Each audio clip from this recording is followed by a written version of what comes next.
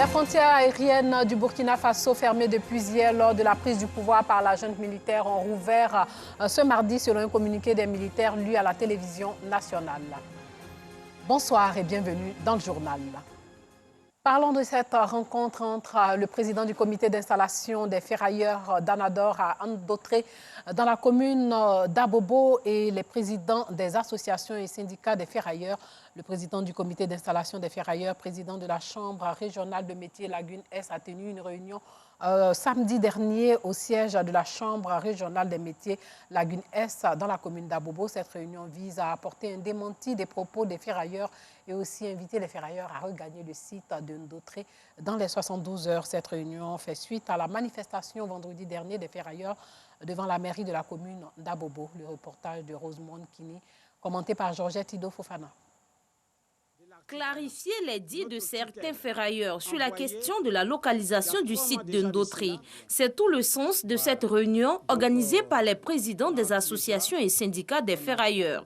Selon Ahmed Traoré, président du comité d'installation des ferrailleurs, par ailleurs président de la chambre régionale de métiers Lagune Est, un recrutement sera bientôt lancé pour mettre à la disposition de ceux-ci des magasins. On a plus de 1200 magasins.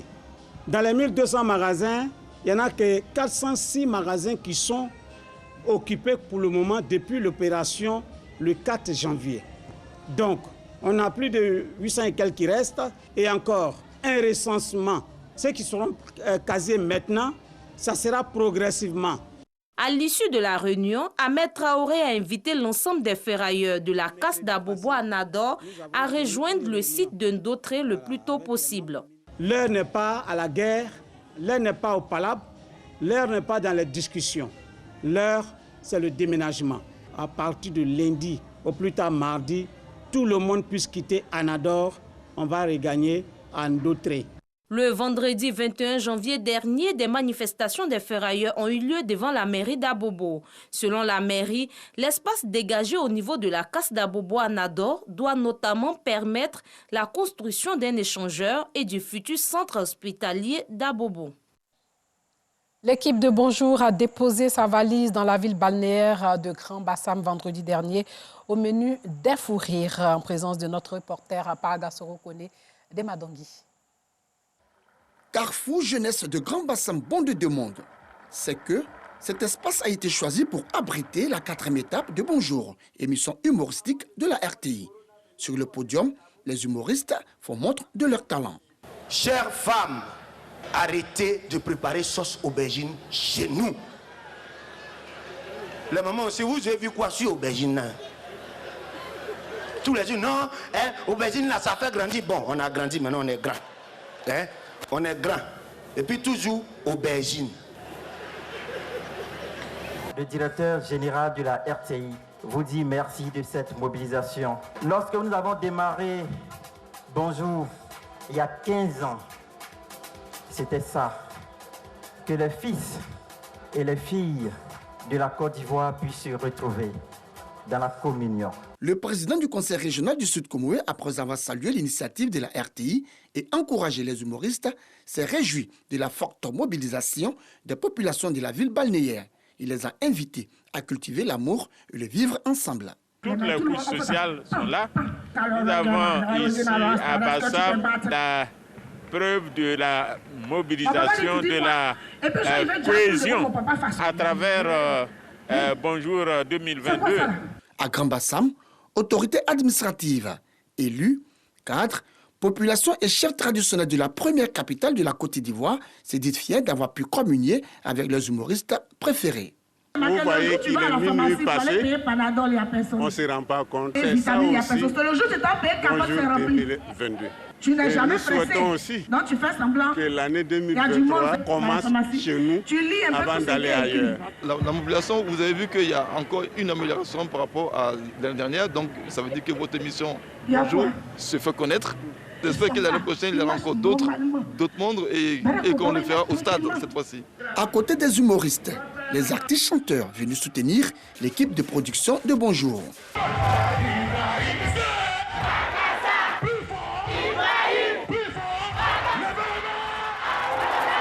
Je Juste après les cours, nous sommes venus ici, ça nous a permis de déstresser, d'échanger des temps encouragés. De la main, il a joué là, je n'ai jamais joué comme ça, donc je suis très content, ça s'est bien passé, il bien ri, ça n'a qu'à se répéter encore. Je les connais, ils ont été bien, très formidables. Là, j'apprécie, puis ça se répète. Je dis aussi merci à la RTI qui fait tout, et quand ils viennent, ils mettent encore du paquet. Après Grand Bassam, le président du conseil régional du Sud Commué a invité l'équipe de production de Bonjour et les humoristes à déposer leurs valises à Aboisseau.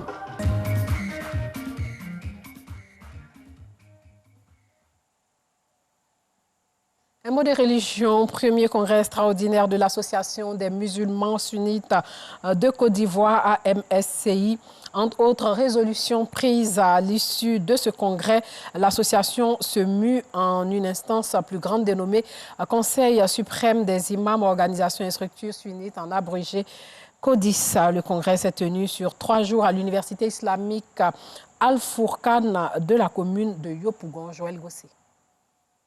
L'Association des musulmans sunnites en Côte d'Ivoire, AMSI, devient le Conseil suprême des imams, des organisations et des structures sunnites en Côte d'Ivoire, CODIS, 20 ans après sa création. Une information donnée au cours de son premier congrès extraordinaire.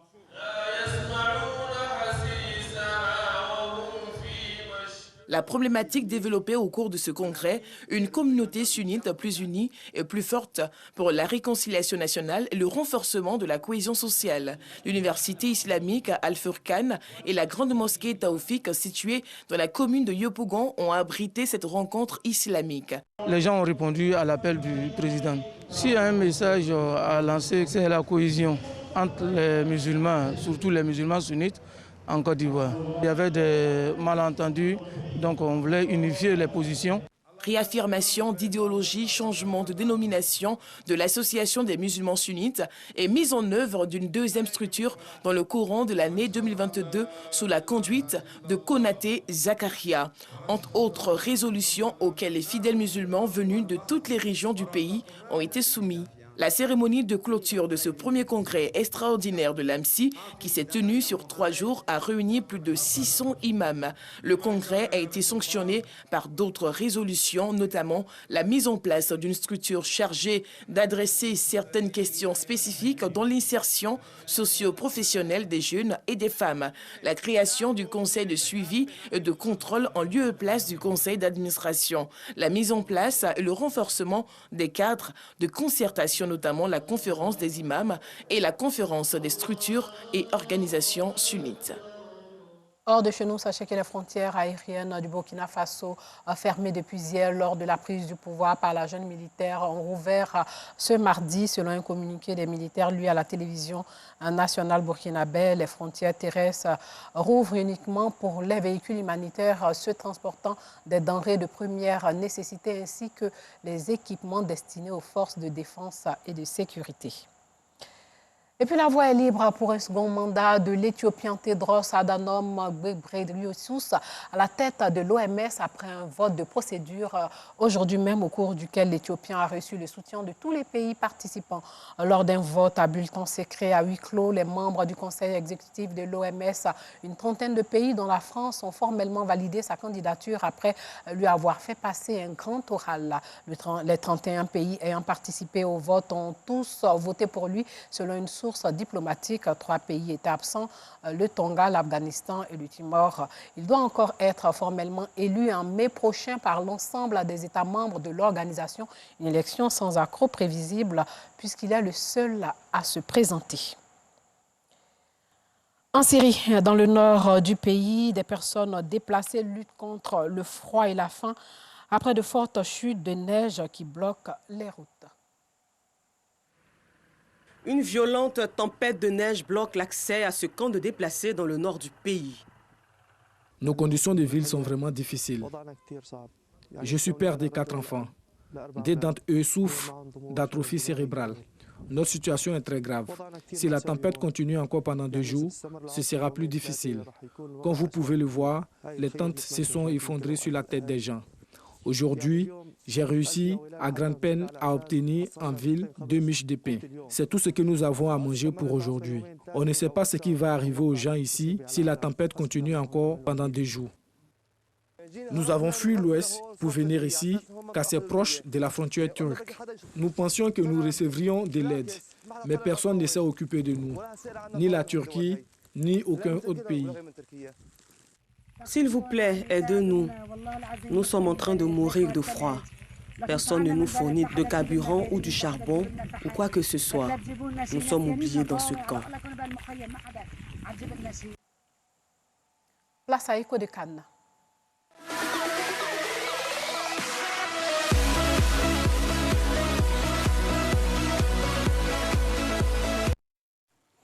Voilà, Ngamble Konaté, bonsoir. Bonsoir. Vous êtes avec nous encore ce soir pour échanger sur les matchs des huitièmes de finale pour la CAN. Le Sénégal a arraché aujourd'hui son titre face au Cap-Vert. Absolument, Ami. C'était le huitième de finale donc, cet après-midi entre le Sénégal et le Cap-Vert, donc en supériorité numérique, Ami, face aux requins bleus donc, du Cap-Vert. Les Lions de la Teranga se sont imposés 2-0 grâce à des réalisations de Sadio Mané et Bamba Dieng. Plus de détails avec Hassane Kouassi et Jean-Sylvain Risso. Gagner afin de chasser les doutes nés du premier tour, c'est l'ambition du Sénégal à l'heure de rencontrer son voisin capverdien.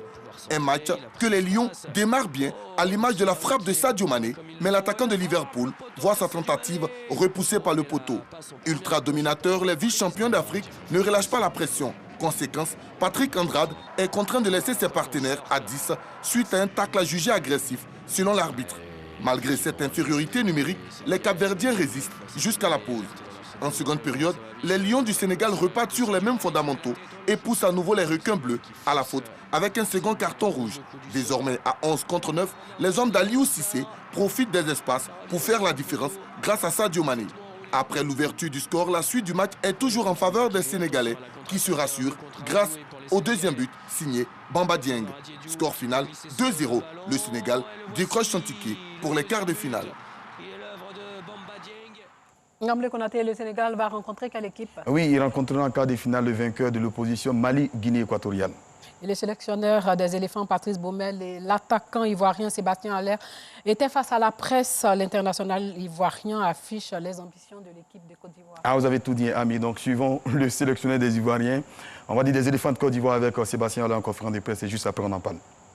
Ce sont des matchs à élimination directe qui peuvent se jouer 90 plus 120 plus. Donc, tout va être important à gérer.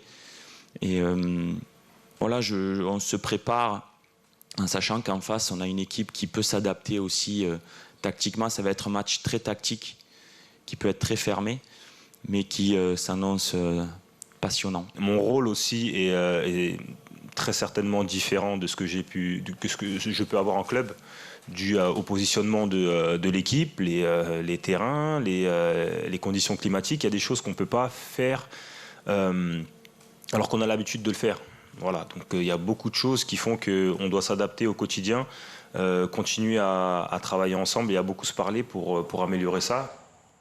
Ngamble, les éléphants se préparent pour un match tactique. Oui, Ami, c'est le choc que tout le monde attend entre Pharaon et, on va dire, éléphant. C'est sur le coup de 16h GMT, demain donc au stade Diapo Massé à Douala.